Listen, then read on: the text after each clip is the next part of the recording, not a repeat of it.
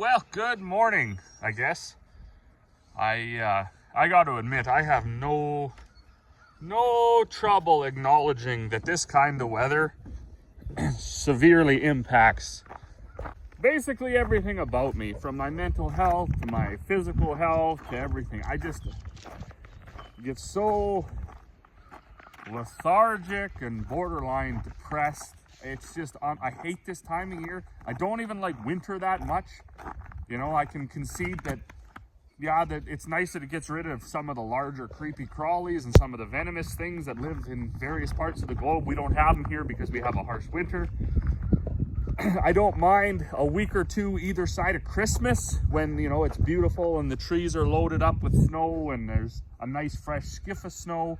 Kids are out tobogganing, it's -5 or whatever. I can make those two concessions that, yeah, okay, that's not too bad. But for the rest of it, it can just bug right off. I hate it. The ground is hard. There's a nice skiff of snow on top of the glare ice. So you're falling down all the time. Your body's sore, your shoulders, back, hips, neck, everything is tensed up all the time. Most folks got cleats on. I don't have cleats on because I'm stupid. It's -4, 5, 6, 7, 10, 11, whatever in the morning. The wind is blowing straight out of the north. You're just about frozen to death, even though it's not -40. It's still almost unbearable to be outside. It's just an absolute. I just hate this time of year. You don't even want to look out the window, let alone go outside. And if you do like this time of year, whatever, man, you're crazy. But anyways, yesterday was a pretty good day, although we got absolutely nothing accomplished.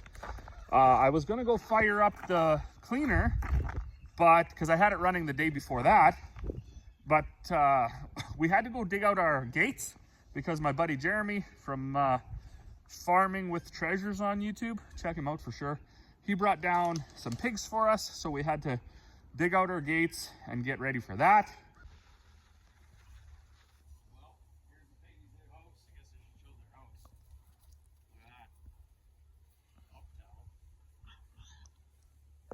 And then we ended up having it was a good chat. We had a coffee and talked about everything for a few hours. And then just as he was getting ready to leave, the Westway rep showed up, the molasses guy. So we went from chatting with Jeremy to chatting with Mr. Westway about all things liquid. And then by the time we shut that down, it was midnight. So nothing happened on the farm yesterday. Today, I'm going to start off the day by making a few bags until I get mad enough because the wind keeps blowing the bag off the hook. And then I'm going to go fire up the cleaner. And Dad's been out, he's been working away. So this was a new auger that we got from neighbors of ours, friends of ours, folks that buy feed anyways. They had it and then they just kind of switched out their whole entire seeding plan to not need this auger anymore. So it's a bit virtually unused.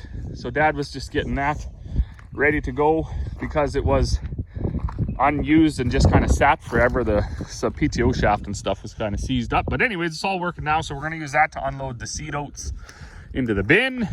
And then of course we got this one set up down here for the screened out oats. So we can just put them right into the feed bin and grind them up. And everything should drive today, I think, if everything starts. You can see that wind is blowing straight out of the north. I'm sure you can hear it on the phone. It's very unpleasant. The trees even budded out like 3-4 days ago, and I think they're regretting that because when they budded out, it was about +8, and it hasn't been above 0 since. It's amazing that they can even take it. But anyways, that's all that. I'm going to start up my telehandler, let it run, start this tractor, let it run, make 6 or 7 bags, pull this auger up out of the way. Be nice to know if the light works. I don't even know if it's plugged in. Don't even know where it is, but we'll just see where the day goes. Well, good afternoon. I'm in a little bit better mood than I was this morning. As you can see, the sun is shining. I'm just heading up. I got a bag of stuff out of the mill. So Gonna give that to the critters. I got a bucket hanging up there. Gonna take that over to the new piggies. The emus, I think, are probably ready for a snack. These steers, I gotta check that molasses tank. See about all sorts of things. So Corey and I were up here yesterday. We tried to shovel this all out because we were getting, well, we got pigs. So now we're in the pig business. I'm just gonna go up and give them a couple buckets of slop. I see the kids are helping Mom clean out she calls that one the summer coop. It's not insulated. So that's where she sets up her brooder. I think the bunny's living in there right now. And then the one beside it is insulated. So Dad's cleaning oats. He started as soon as he got out here, which is handy. And now we're going to check out these guys. So those are the 3 pigs that my buddy Jeremy brought down yesterday. Definitely appreciate that because we don't have a trailer. So we didn't know if they were going to attack these goats or not, but they don't seem to be attacking them. They seem to be getting on. So we'll give them some grain and see where that goes. What are you doing, monkey? Coming to help you. Oh, nice. Yikes. Oh, yes, you gotta love a day like this. So I just unloaded the seed truck. Corey went down and unloaded a little bit of screening oats that were in there into the feed bin. And then I wanted to come up here. I don't get up here enough to look at these guys or the emus or the pigs or the bunny or the chickens or any of it. But I'm here now. We didn't get an egg from our emu all year. And I think they're probably getting to the end of their laying. They don't lay eggs very long. But I think because we kept them in here with these steers, I have a feeling it was maybe just too stressful for her. And then she just didn't even lay an egg. But that's okay because we wouldn't have known what to do with it anyways. We'll wait for next year. The other thing that may have happened is maybe something got in here and got it, I guess. But I don't know. We'll be better set up next year for this whole operation. We got to clean this side out a little bit more.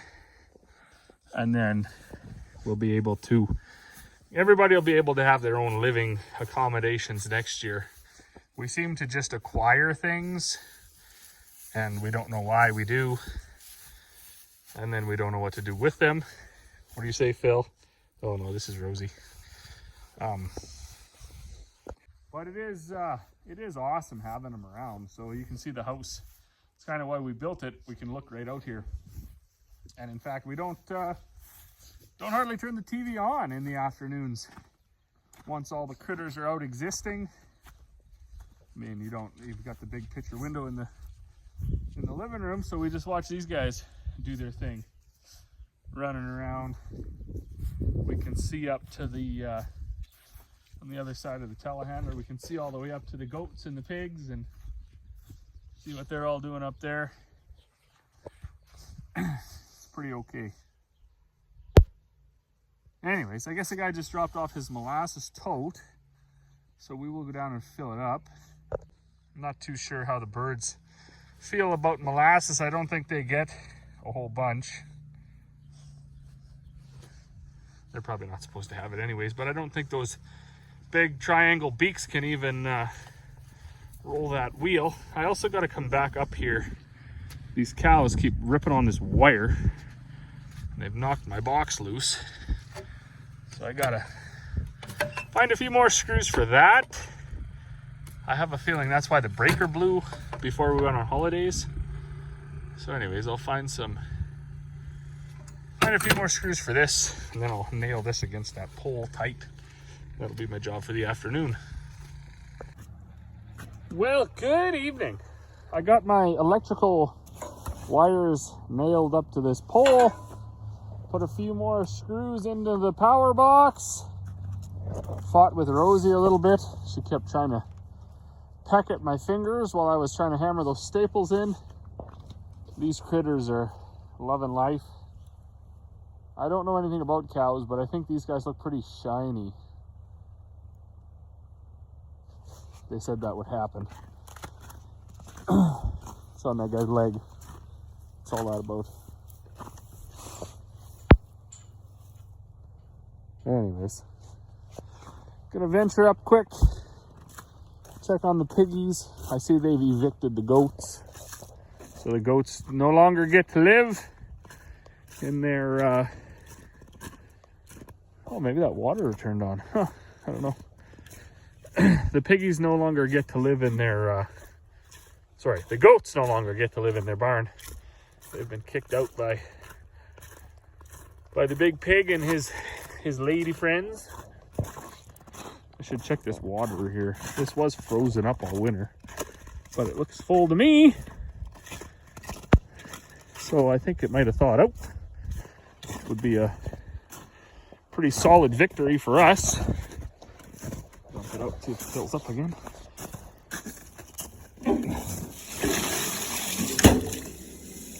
Oh, it did thaw out. Huh. Who would have thought? Winner, winner, chicken dinner. That's a win. Oh. Oh my. Who's in here? Anybody? Couple of goats. Hello, goats. Where's the pigs?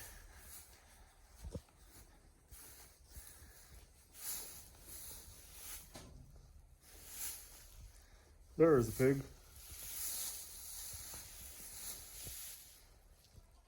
Looks like they're all nestled in, loving life. They got their water thawed out too. So that's good. Gonna go up. Got another half hour or so before the truck is full of seed oats.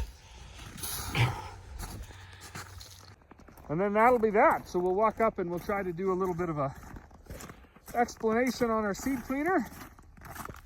And then that'll be it for the night. All right, well, Mother and Dad are off. He just come up to watch this while I was hammering those wires in. As you can see, we're getting a bit of a mound on the truck, on the seed truck. So this is set up, I wouldn't say by today's standard it's very efficient, but for the amount of bushels that we clean a year, it works just fine for us. You load all your rough seed into this tandem, then you unload it through this auger. There's a surge bin in the back of this wooden bin. The screenings come out this auger into this truck. The seed comes out that other auger into that truck. That auger and this screenings auger are just powered. They just kind of run. We have that one geared down twice, and this one we got a big pulley on it, so it's geared down too. Then the hydraulics from the backhoe here, they run this little auger that carries the screenings out of, or the seed out of the shed into there, and then they also run the auger that feeds the actual cleaner. So on the back side of this wall, that's where all the rough seed is, up into this little surge bin. It's really small. It should be like 10 times that size. And then it would work a little better, but that's okay. It's not the first part of the cleaner that actually cleans is that aspirator. It sucks against the grain, pulls any of the chaff and light seeds and stuff out, and then it blows it out through this homemade cyclone I made a few years ago. Up until we put this on here, we didn't usually open that aspirator up too much because it would pull out too much stuff. And we used to just have a barrel sitting here that would fill up, so you'd have to always empty the barrel. Now that we don't, now that it feeds right back into the screenings auger, we open it right up. And that's where you do actually like a whole bunch of your cleaning. That little chute down there, that's a secondary fan that blows air through. There's not a whole bunch comes out of there. We've cleaned probably, I don't know, 1,600 bushels of oats already, and that's all that's come out of there, so. And now as far as the cleaner goes, it's a double deck cleaner. So once it goes through this hopper and the aspirator sucks against it, Everything that goes over the top is screening, and everything that goes through the bottom is screening. Only the stuff in the middle falls down here, and then it goes through another deck. And it's the same thing. Anything that goes over the top is no good, and anything that goes through the bottom is no good. Anything that goes in the middle falls down again, and it goes through this other air curtain that blows out of that chute, and then it goes down into the auger that pulls it out, and then it eventually dumps into that truck. So I've done a couple of videos, kind of each spring I do one on our cleaner. It's not real high capacity, and the way that we clean is we screen out so much, we're basically just sizing it. So a bunch of the oats, good oats, go through the bottom, and a bunch of the oats go over the top. But with those oats through the bottom and the top is all the chaff and any weed seeds and stuff. So what's in the middle is more what we're shooting for, which is all the same size seed. And in order to clean quicker, we just have wider tolerances. So we let the bigger ones go over the top, we let the smaller ones go through the bottom, and we just kind of keep the mid-sized ones, and then you can run it a lot quicker. If you wanted to try to get all your seed, you can slow down and try to clean a little more efficiently by slow, but it doesn't work for us, because it doesn't matter. When you look into this truck, the screenings truck, it looks very similar to the rough seed truck. The only difference is there's just a little bit more chaff in here. Other than that, the oats look the same. When you climb up and look in the seed truck, there's no chaff, and all the seeds look very close to the same size. So when we climb up here, and I don't want to fall off the ladder, I don't know if you can see on the phone or not, but aside from the odd green one in here, that was just from the season, they're basically all the same size. All the light stuff, the chaff, the hulls, anything like that is blown out, dumped into that screening truck. I'll climb up there and show you what that looks like too. And that's what the screenings look like. So you can see in there, there's more chaff, more light stuff. Not a whole bunch coming out of there compared to what's coming out of this seed auger. But this year, we found that the oats were sort of skinnier, so they're actually quite easy to clean. And even in here, what's blowing out, this stuff is fairly light, but I mean, a guy wouldn't really even know that that just looks like oats. So we don't worry about it. If we screen a little heavier than a normal guy would, it doesn't matter, because we still got thousands of bushels of oats. You can just put it right back into the oats, grind it up for feed. We don't usually have that much. Out of 1,600 bushels so far, we've basically only had 2 piles like that, which amounts to probably 7 or 8 tons. So that's how that goes. We plug away at it. We always clean enough seed, because we don't have like all these seed hopper bins and stuff like these fancy seed growers or high-end farmers, big-time operators. We don't have any of that stuff. We just use flat bottom bins, and we just make sure that we fill them up enough. So right now we're filling up a 2,500 bushel bin, and I will most likely clean enough seed till I fill that bin right up. And that way, when we go into seeding, I don't have to worry about Corey or anybody having to shovel. They just stick the auger in there, fill the truck, bring it to me. Am I going to need 1,500 bushels of oats? Not even a chance. So or certainly not going to need 2,500. I don't exactly know how many acres we're going to seed. Say we seed 200 acres of oats. That's 120, 160 pounds, we're gonna need 800 bushels. And we're gonna clean 2,500. So it's just as efficient and easy for us to do that. And then I'll also end up with that bin of clean oats. So if somebody wants a bulk bag of cleaned oats for their horses or whatever, we can just go there. The rest of the,